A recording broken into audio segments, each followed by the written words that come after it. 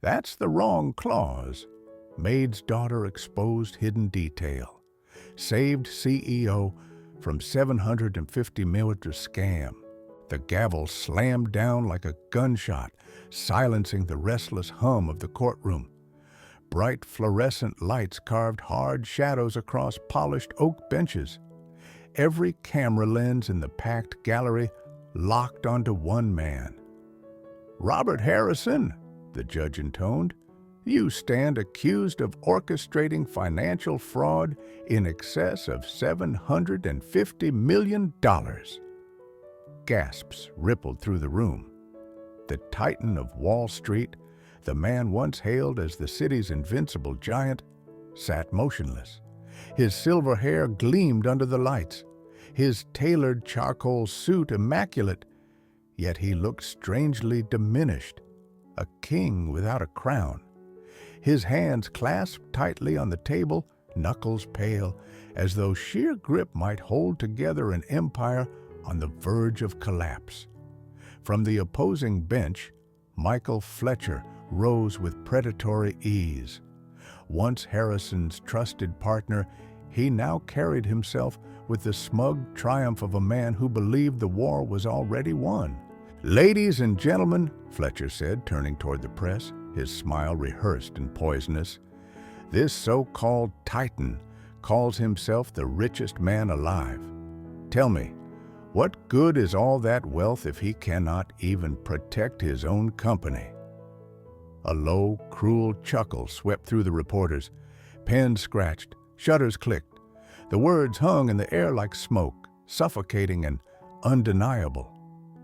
Harrison didn't flinch. His steel blue eyes, dulled with exhaustion, remained fixed on the table before him. To the world, he appeared beaten. To the vultures circling above, he was already carrion. At the far back of the courtroom, unnoticed by almost everyone, a girl shifted in her seat. Grace Riley, 13 years old, daughter of Harrison's maid, clutched a worn leather notebook in trembling hands. Her gaze wasn't on the spectacle of humiliation, it was locked on the dense stack of contracts sprawled across the defense table. Something about them didn't sit right. Something tiny, invisible to everyone else, glinted at her like a secret. And in that moment, as laughter echoed against the high walls, a silent question hung heavy in the air. Was this the end of Robert Harrison, or the beginning of something no one could have foreseen? Robert Harrison had built a kingdom out of glass and steel. From the 35th floor of Harrison Tower, his signature skyscraper, the world once looked obedient, a city grid glittering under his command, private jets carving arcs of silver above the skyline, gala halls flooded with diamond light where his name drew applause like scripture. But wealth, he had learned, was a house of mirrors. The higher he climbed, the more hollow the echoes became. Tonight, as the trial ground on, those mirrors cracked. The cameras outside flashed images of protesters holding signs, "Thief of the people." Investors whispered in corridors, calculating how to carve up the empire if he fell. The mighty Harrison Global, valued in the billions, now teetered like a glass tower in an earthquake. Robert himself cut a formidable figure even under siege. 55 years old, broad-shouldered, every line of his bespoke suit tailored to command respect. Yet his eyes betrayed fatigue, a piercing steel blue, dulled by months of betrayal and sleepless nights. To the world, he was still the billionaire who had bent markets to his will. To himself, he was a man cornered, surrounded by wolves with sharpened teeth. And Michael Fletcher was the hungriest wolf of all. Fletcher had once been the charming protégé, the one Robert raised from obscurity. Now, standing in the courtroom spotlight, he looked every bit the usurper. Slick black hair, immaculate navy suit, smile gleaming with victory. He bowed to the cameras with the subtle arrogance of a man already rehearsing his coronation. The crowd adored him. Reporters scribbled down his lines as gospel. Shareholders who once praised Robert now leaned forward, eyes glinting at Fletcher as if recognizing a new master. But Fletcher's voice was cold as marble when he spoke to Harrison. "You taught me everything, Robert, but even a teacher must accept when the student has surpassed him." The sting wasn't just in the words, it was in the way the gallery laughed, their allegiance already shifting. Through it all, Harrison sat unmoved, every muscle carved into stillness. His silence spoke louder than words. "I will not beg, I will not bend." At the rear of the courtroom, Grace Riley hugged her notebook tighter. To the press, she was invisible, a maid's daughter, a child dragged here by circumstance. But her gaze was alive, sharper than the lawyers who bickered and postured at the front. Grace's mother, Margaret, sat beside her, head bowed, hands folded nervously in her lap. She whispered now and then for Grace to stay quiet, but the girl barely heard. Her mind was elsewhere, on the strange way certain quotation marks curved on the printed pages, on how her great-grandfather once told her, "The world hides its secrets in the smallest of details." In her young eyes, the glittering spectacle of money and power meant nothing. What mattered was the faint, invisible discord she sensed in the heart of the evidence. Back at the front, Fletcher spread his arms wide, a preacher savoring his pulpit. "This empire," he declared, "was built on lies, and tonight those lies collapse." The gallery erupted with applause, flashes strobed across Harrison's face, and for the first time, the billionaire looked smaller, older, like a monument sinking into the sand. But Grace, unnoticed, leaned forward. Her pencil scratched across the pages of her notebook as she copied a line from the contract she had glimpsed. Something about it burned in her memory, the shape of a quotation mark, just slightly wrong. And though she didn't yet know it, that single mark would unravel everything. The prosecution pressed forward with the precision of hunters circling wounded prey. Each document, each financial chart, each line of accusation was delivered like a blade, cutting deeper into Harrison's empire. 75 shell companies, the prosecutor declared, pacing before the jury, all designed to launder funds through offshore accounts, and whose name sits on every dotted line. He turned sharply, pointing at Harrison. "His." A murmur rolled through the courtroom. Reporters bent low over their notepads. Flashbulbs seared white scars across the air. Harrison sat motionless. To the jury, his silence looked like guilt. To the press, it was weakness. To his enemies, it was the sweet perfume of blood. Michael Fletcher leaned back in his chair, lips curling. At moments, he whispered to his lawyers, and each time the men chuckled as though the trial were theater staged for their amusement. In the gallery, a woman hissed, "He's finished." Another muttered, "About time." Grace heard every word. Her fists clenched around her notebook.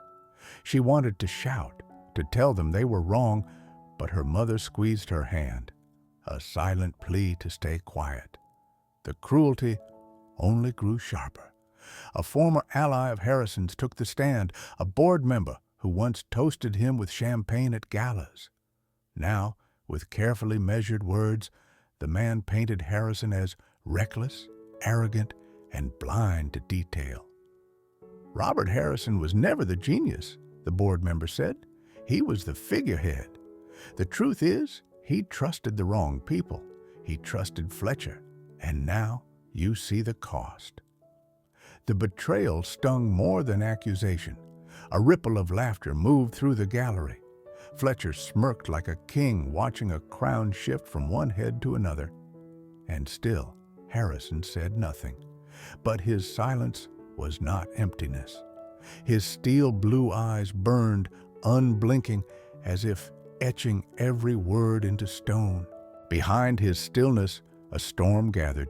Grace studied him, her young mind conflicted. Why wouldn't he fight back? Why accept humiliation? Yet she remembered her great-grandfather's lessons. Sometimes silence is the mask of strategy.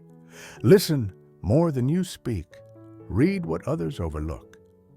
The prosecutor slammed another exhibit onto the screen. The pivotal clause, the one that condemned Harrison most of all. The words glowed in bold font, damning him. Fletcher stood, voice ringing through the chamber. This is the nail in the coffin. Harrison signed away his empire with his own hand. Look at it, ladies and gentlemen, his downfall in black and white. Applause burst from the gallery. Cameras clicked like gunfire. Harrison remained a statue. The storm locked inside, but Grace leaned forward. Her eyes narrowed. Something was wrong with the way the quotation marks curled on that page. Not American style, but something foreign, like the European books her great-grandfather once kept on dusty shelves. Her pulse quickened. Around her, the courtroom reveled in Harrison's humiliation. Friends turned to enemies. Investors whispered of carving up Harrison Global piece by piece. The billionaire who once ruled from towers of glass now sat in a chair that looked more like a cage. The wolves laughed. The world moved on without him. Only Grace saw the flaw. The pivotal clause filled the courtroom screens, its curves and hooks shining like teeth. A hush fell, a ritual silence before the executioner's swing. Harrison exhaled once, slowly, and his vision blurred at the edges. The letters bled into light, and the light carried him backward, away from cameras and polished oak, away from the men who'd come to measure his fall. It carried him down a scarred mountain road to a town that had forgotten its own name. He was 12 when the mine shut down, 15 when the bank repossessed the house, 19 when he swore he'd never be cornered again. The air back then tasted of iron and winter. His mother worked double shifts at a roadside diner. His father, shoulders crushed by years of rock, coughed into a handkerchief when he thought no one was looking. The Harrison boy studied in the laundromat because the fluorescent lights burned later there. He learned to read fast, to listen faster, to keep his face still when the rich boys in borrowed varsity jackets snickered as though poverty were contagious. He would have gone under if not for the man who sat at the far booth every Thursday night with a cup of coffee and a stack of yellowed index cards. Thomas Riley did not look like a soldier or a scholar, though he had been both. He looked like a man who had misplaced his home and pretended not to care. Trench coat too long, hat brim bent, a fountain pen tucked behind one ear like a mechanic's screwdriver. Sometimes the pen dripped a bead of black that he wiped away with a thumb stained permanently gray. The first conversation began with a question slid across the table. What is the one thing that turns a lock with no key? The boy blinked. Leverage? Riley smiled, not with his mouth but with his eyes. Close. Pattern. From then on, Thursdays became the secret school. Riley taught him to see the hinge on which a room turned, the person everyone approached first, the word that made a crowd lean in. He taught him to spot the microscopics, broken kerning, mismatched quotation styles, a comma that wasn't the font's own. He taught him how codes could hide in music, how timing was the king of invisible things. He never boasted, but sometimes a name slipped. Berlin, Beirut, a hotel with too many mirrors. Later, when the boy asked what Riley had done in the years no one talked about, the old man simply said, "I kept terrible men from finishing terrible plans." They walked the abandoned freight yard at dusk. Riley would pause before a rusted switch and ask, "What are the three questions?" "Who placed it? Why here? Why now?" the boy recited. "And the fourth?" The boy hesitated. Riley's hand rested on his shoulder with a weight that felt like benediction. "Who benefits from your blindness?" When the scholarship letter came, unexpected, impossible, Riley flicked the fountain pen at its edge as if testing a violin's A. "They're betting on your ambition," he said. "Bet back with discipline." The boy went to a city of glass towers and strange accents. He learned the mathematics of markets, the law's grammar.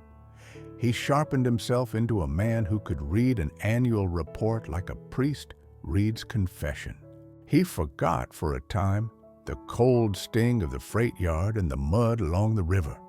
The world unfolded for him like a ledger that had finally balanced. Then came the phone call. He was 27, sleepless on a deal that required a signature by dawn, when Margaret from the diner found his number somehow and told him Thomas Riley had died in a hospice room alone, the pen still behind his ear. The funeral drew no salutes, no flags, just rain and two men from a government office who left before the soil turned dark. In the damp afterward, Margaret pressed a small package into his hand. Inside lay a leather notebook filled with notations that looked like music and proofs. Then a final page with 4 words that would follow Harrison into every boardroom, every negotiation, every betrayal. "Read what others overlook." He built the empire from that sentence. The first victory came not from boldness, but from noticing. An energy firm's quarterly footnote that contradicted its own risk disclosures. He shorted the stock and survived a storm that drowned greater ships. He moved through industries the way water finds seams in stone. Banks called him cold. Journalists called him visionary. He called himself busy. Somewhere between the 30th floor and the next acquisition, the boy with the laundromat textbooks vanished into the marble. He thought of Riley less as the years layered on, not out of ingratitude, out of velocity. Deals require forgetting. Power requires a certain deftness. And when Michael Fletcher arrived, hungry, brilliant, so eager to please, Harrison mistook the echo of his younger self for loyalty.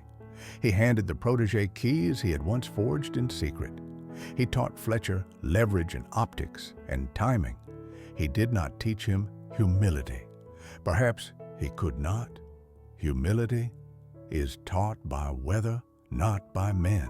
The first fracture was almost pretty. A tiny inconsistency in a vendor's contract. A clause that relocated money by means of a comma, spliced like a hair over a vein. Harrison flagged it. Fletcher soothed it. The world did not end. But fractures propagate. He should have listened to the constraint inside his bones. He should have read more closely when the deals began carrying passwords in their margins, code names like Atlas, Prometheus, and then the one that he only half noticed because it was buried in a data room at 3:04 a.m., Jupiter. He hadn't thought of Jupiter since Riley once traced the planet symbol on a napkin and said, "There is always a circle within the thunderbolt. Cults of power love old names." They were in the diner then, and a radio was playing an aria Riley identified without looking up. The boy, no, the young man, had laughed and asked which mattered more, the symbol or the thunder. "The hand," Riley said. "Always find the hand that draws." In the courtroom present, Harrison heard laughter again. Today's laughter, not memories. Thin and ice-cold, skating over wood and velvet. A board member he'd made rich explained, with perfect diction, why he was unfit to lead. The camera bulbs flashed. The judge's robe sighed, and through it all, the pivotal clause stared at him from the screen, curving its alien quotation marks like quotation marks always have, until you know that they don't. At the very back, a small movement, a child's pencil. He'd seen Grace around the house in summers, a soft shadow at the edge of adult rooms, polite, curious, collecting books left behind on couches. Margaret had once apologized when the girl spilled tea on a spreadsheet. Harrison had laughed and told the girl the only thing that should never spill was time. She had looked at him with the same level gaze Riley once had. He remembered suddenly that feeling of being measured not as a billionaire, but as a man. The prosecutor demanded a response. His lawyer shifted, throat tight. Fletcher smoothed his cuff and watched the jury with the rapture of a man admiring his own portrait. Harrison's mouth was dry. His silence felt like defeat to everyone who did not know its language.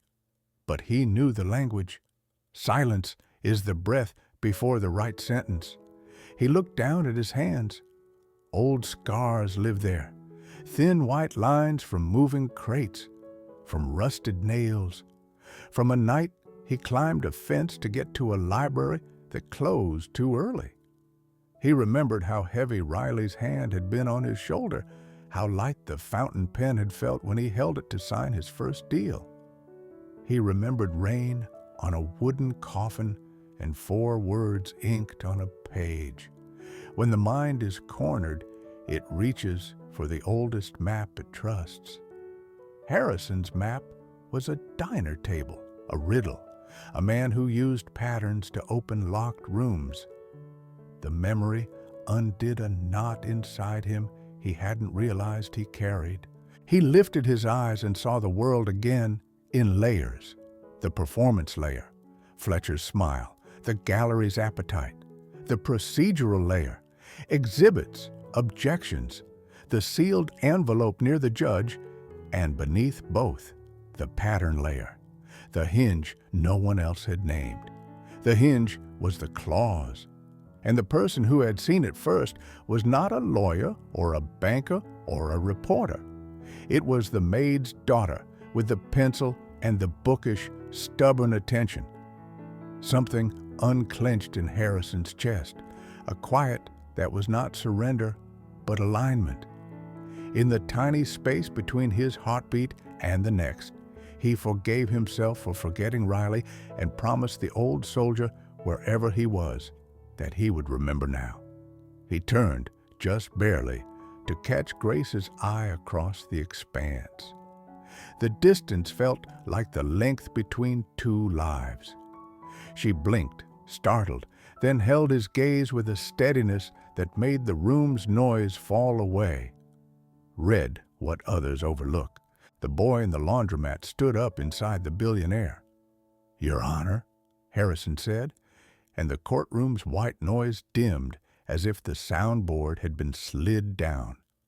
His voice was calm, unhurried, the voice of a man who had all the time he needed. "Before I answer the prosecution, I request leave from my counsel to verify a single typographical inconsistency in the exhibit. It will take less than a minute." Snickers fluttered. The judge frowned. Fletcher smiled as if indulging a last wish. But the permission came. The defense bent over the screen. The camera lenses leaned in, black pupils dilating. While his lawyer worked, Harrison folded his hands again, not to hold together a breaking empire this time, but to mark a threshold.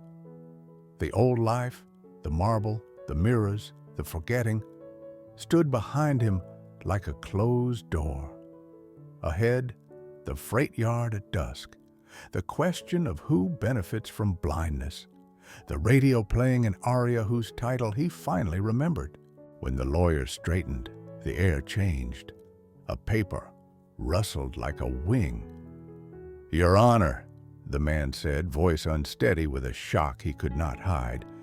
"The quotation marks in the pivotal clause are non-American smart quotes, inconsistent with the rest of the document. They were pasted from a different software environment." The room shivered. Somewhere, a camera failed to click. Harrison did not smile. The moment wasn't triumph.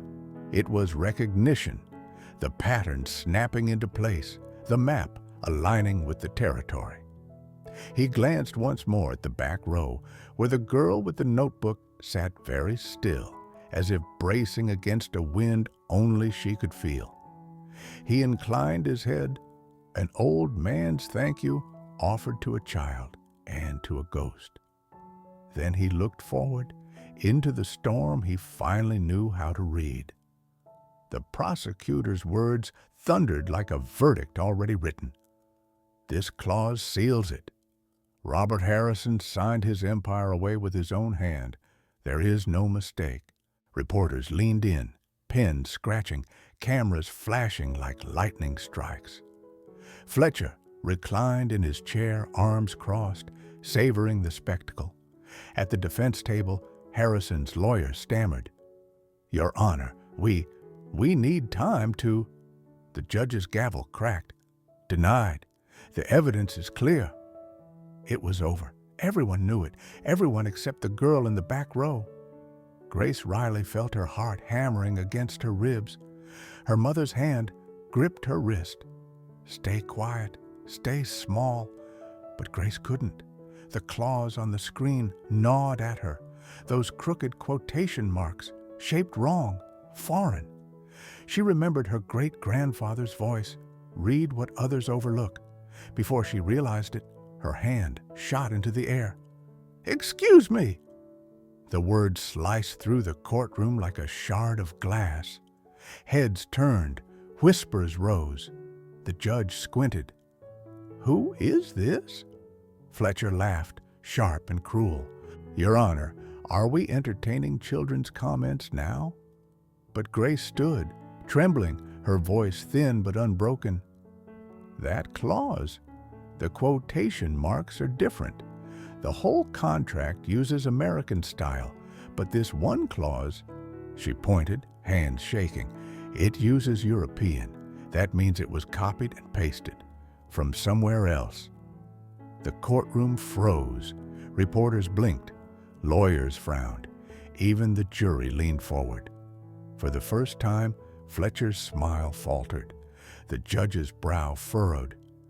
"Defense, verify this immediately." Harrison's lawyer scrambled, zooming in on the projected document. Silence thickened. And then, "Yes, she's right. The marks are inconsistent. They came from a different document, different software." The room erupted. Gasps, shouted questions, the frenzy of breaking news. Fletcher half rose, color draining from his face. Harrison lifted his head. His eyes found Grace's across the gallery. For a moment, everything else blurred. The cameras, the sneers, the weight of humiliation. All he saw was a girl holding steady under the gaze of hundreds, standing on courage alone. She had given him back his weapon, doubt. The storm inside him stirred. His silence no longer looked like surrender. It looked like calculation. The judge's gavel hammered for order, but the momentum had shifted. The billionaire who had been written off as finished now sat taller, the faintest fire rekindled in his steel blue eyes. And in the back row, a 13-year-old girl lowered her trembling hand, realizing she had just changed the fate of giants. For a few breaths after Grace's words, the courtroom felt suspended, as if the building itself were deciding which way to fall. Then the world crashed back in. Reporters erupting, microphones thrust forward, the judge's gavel cracking for order, order, order that would not come. Fletcher's lawyers conferred in furious whispers, flipping through exhibits as though the right page might swallow the mistake whole. Harrison didn't move. He didn't need to. Momentum had shifted like a tide, obeying a different moon. The defense requested an immediate forensic review of the digital file. The judge, chastened by the obvious inconsistency, granted a recess with clipped reluctance. Jurors filed out slowly, half looking over their shoulders at the girl who had dared to speak. Cameras chased her down the aisle until security ushered them back with outstretched hands. Fletcher approached the bench anyway, mouth fixed in a smile too white, too hard. "Your Honor, a typographical quirk doesn't—" "It's not a quirk," the judge said, tired and cold. "It's provenance." The word landed like a verdict on Fletcher's face. Out in the hallway, the air tasted of cheap coffee and breaking news. A knot of reporters swarmed, shouting questions that braided into static. Harrison's attorney murmured, "We'll need the original file, not the printed set. Meta, fonts, author IDs. If there's a paste, it'll leave fingerprints." Harrison nodded once. "Call Alvarez. Full forensic suite." The name traveled faster than cell signal. Within minutes, a compact woman in a navy blazer, Alvarez, arrived with a case that looked more like surgical steel than electronics. She didn't waste time with pleasantries. "Where's the drive?" The bailiff produced the sealed evidence bag. Alvarez's hands moved with piano precision. Duplicate the file, hash the copy, preserve the chain. On a portable monitor, the contract bloomed into layers, fonts, styles, the hidden scaffolding of digital text. She expanded the pivotal clause. A different font map blinked in a different hue, like a bruise beneath skin. "There," she pointed. "Authoring app mismatch. Document-wide template is American office build. This paragraph signatures from an EU patch branch. Locale settings don't match. Auto quotes don't match. Non-breaking spaces are different. It's a paste." She glanced up at Harrison. A careful one, but still a paste. The defense lawyer exhaled as if air had rules again. "We can move to strike the clause, question chain of custody, impeach the exhibit." "Not yet," Harrison said, voice even. "We don't need a fire. We need a fuse." Alvarez's mouth tilted. "Then you'll want what came in with it." "What came in with it?" "Metadata hitchhikers," she said. "People paste more than they think." She ran a tool, stripping the clause down further. Invisible comments, redacted markup, timestamps. Ghosts surfaced. A username fragment. An internal code name the paste had smuggled across like contraband. Jupiter, Phase 2, FineOps. The room went still.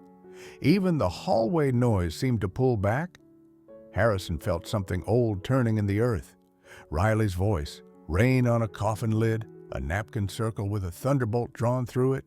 Cults of power love old names. "Copy everything," he told Alvarez softly. "Then forget you saw it."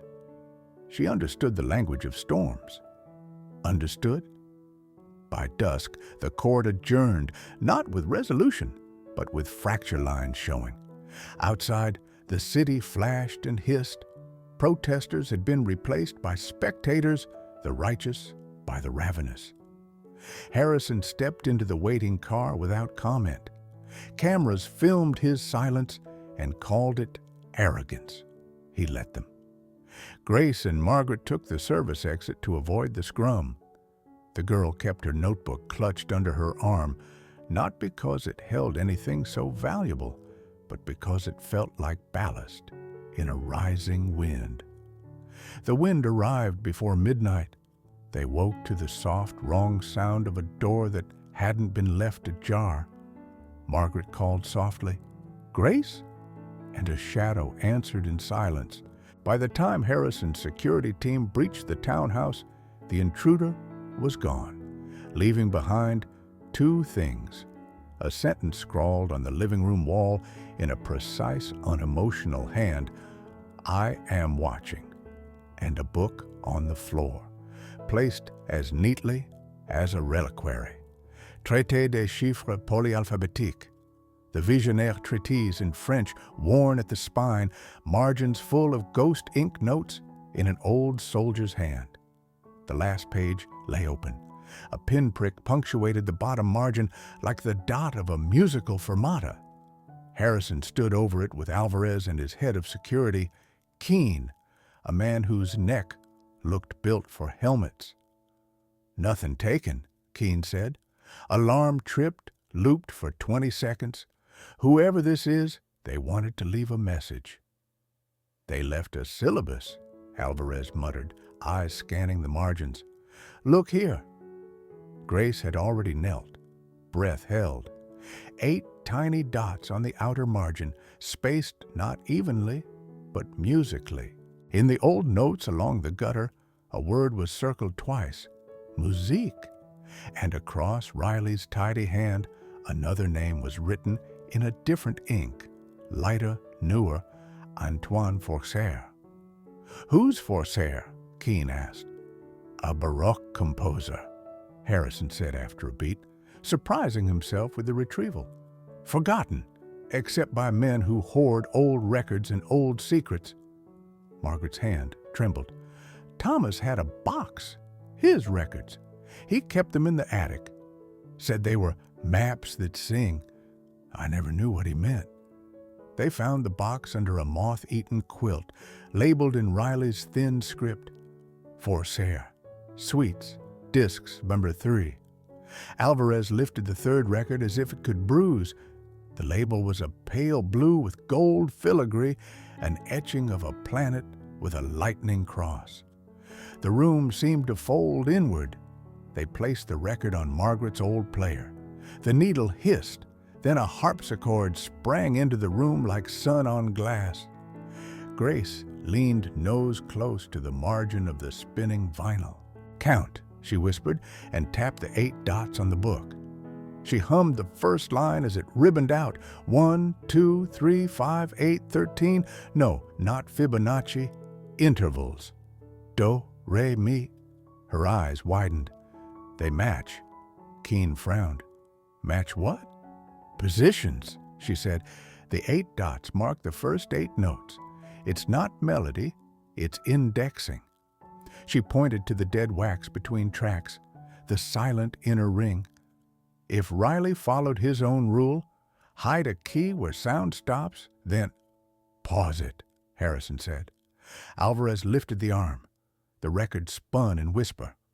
Under the light, a faint hairline glinted across the dead wax, not a random scratch, but an incision traced by a steady hand.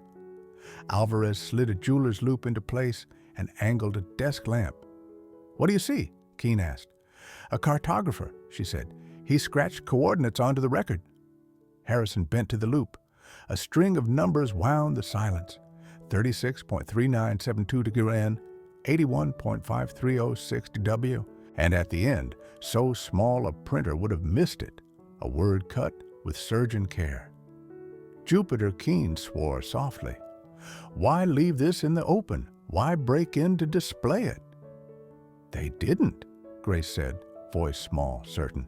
"They left a path because time is running out." News exploded before dawn. Michael Fletcher found dead in his cell. Official line, suicide. The unofficial photographs told another story. Bruise bloom where gags leave silence, fingernails ragged, the kind of neatness only professionals arrange.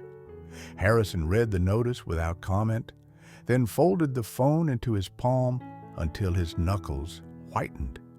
The protege he had sharpened had been cut to the hilt and then cut away. Keene was already moving. We go get whatever's at those coordinates before someone else does. Not we, Harrison said. You take 3 dark transport, eyes on every ridge. Alvarez, you're with me and the girl. Margaret stiffened. She's a child. Grace met Harrison's eyes. Fear slid under her ribs and stayed there, but something older stood beside it. I'm not leaving this, she said simply. The Appalachian air met them with a cold, clean blade. They parked below the ridge and took the last incline on foot, boots sliding on shale. The coordinates led to a shoulder of rock that looked like any other shoulder of rock, until you stood exactly where the numbers said and looked exactly where the music had pointed. Here, Grace whispered. A cartouche, no, a sigil, hid in the lichened face, a symbol shallow carved and weather-smoothed, a circle cut by a bolt. The Jupiter mark, Riley's hand, or someone he'd taught. Harrison touched it. The stone was cold and familiar, the way an old key remembers a door. Knock, he said. Grace looked at him. He nodded. She raised her knuckles, pulse loud in her ears, and tapped out Riley's cadence, short, short, long, the simple Morse rhythm he'd taught her as a child for open. Nothing moved. She tried again, altering the measure as if adjusting a metronome. Short, long, call and response. A breath, a click. The stone shivered.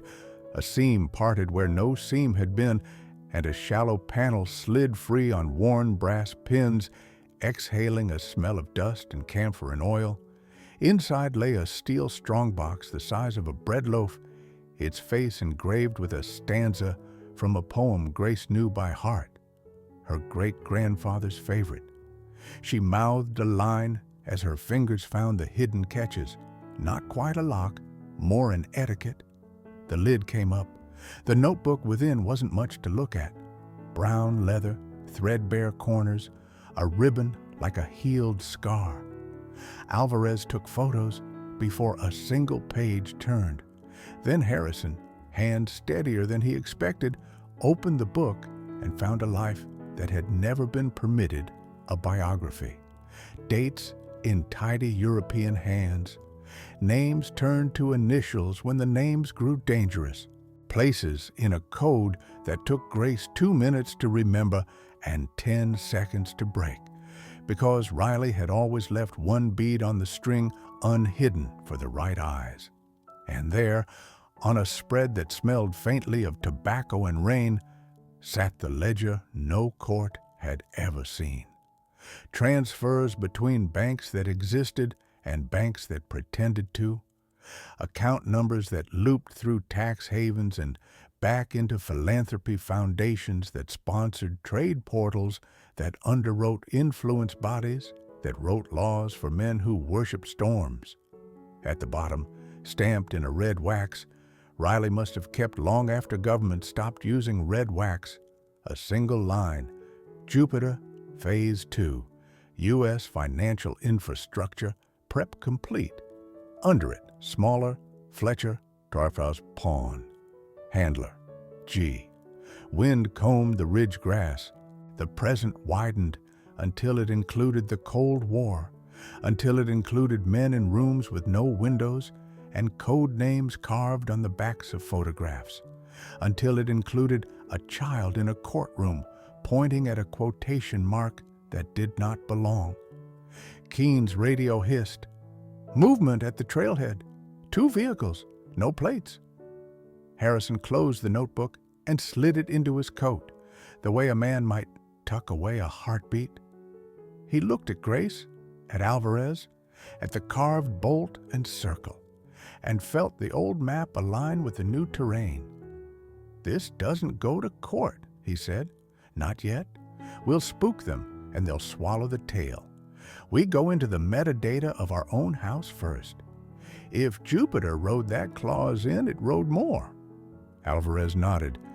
"We seed a tracer in the contract's original network path. Follow the handshake back to source.